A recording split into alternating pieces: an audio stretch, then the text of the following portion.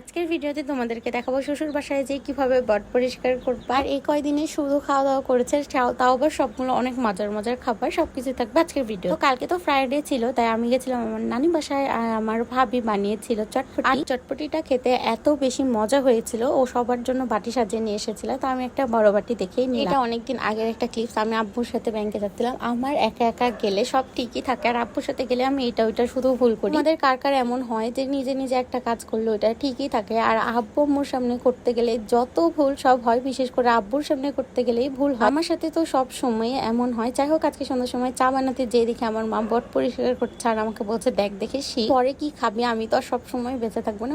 মনে মনে বললাম যে পরে আর কি রাপি পরিষ্কার করে খাওয়া। যাই হোক, তারপরে একটু দেখে নিলাম আর ভিডিও করে নিলাম। এটা খুবই ভালো লাগছিল, বাট একটা অনেক পচা স্মেল আসছে। পরিষ্কার করা দেখলে আর খেতে ইচ্ছা করবে না, এই জন্য তাড়াতাড়ি চা বানায় চলে আসলাম। পরে দিকে আমার মা বানিয়ে রেখেছে এই সেমাইটা। এটা খেতে এত বেশি মজা হয়, যদিও আমার মা ঈদের পরপরই এটা বানায়, তবে এবার অনেক দেরি করে ফেলেছে। তো এই সেমাইটা কিছুই লাগে না, শুধু ঘি আর চিনি দিয়ে একটু ভেজে নিতে হয়, আর খেতে এত এত বেশি মজা হয়। তোমরা চাইলে বাসায় ট্রাই করতে পারো, যারা এমনি মিষ্টি সেমাই খেতে পছন্দ করে না তাদের এটা অনেক ভালো লাগবে। আর সন্ধ্যার সময় খেয়েছিলাম বেলপুরি, 8 দিন নিচের যে বেলপুরি, ওইটা তো অনেক বেশি মজা লাগে খেতে। এটাও আমার অনেক অনেক দিন আগের একটা ভিডিওর ক্লিপ। যাই হোক, তারপরে বেলপুরিটাও খেয়ে নিলাম। তারপর আমার খুবই মুড অফ লাগছিল, যেহেতু আমার আজকে এক্সাম ছিল, আর এক্সামটাও বেশ ভালো হয়নি। সব মিলে আমার দিনকাল খুবই বাজে যাচ্ছে। তারপরেও আলহামদুলিল্লাহ বেঁচে আছি, সুস্থ আছি, সবকিছুই ঠিক আছে, পরিবারের সাথে আছি। তারপরেও একটা হতাশা কাজ করছে। চুড়ি পরতে আমার অনেক বেশি ভালো লাগে, আর চুড়ি পরলে আমার মনটাও একটু খুশি খুশি হয়ে যায়। তো ভাবলাম যে একটু চুড়ি পরে নিই। ভয়েস দেওয়ার সময় কুকুরদের এতই চিল্লানো লাগছে, আল্লাহ, আমি পরে ভয়েস শুনে দেখছি যে হ্যাঁ, কুকুরের সাউন্ড প্রচুর আসছে। যাই হোক, সাউন্ডের জন্য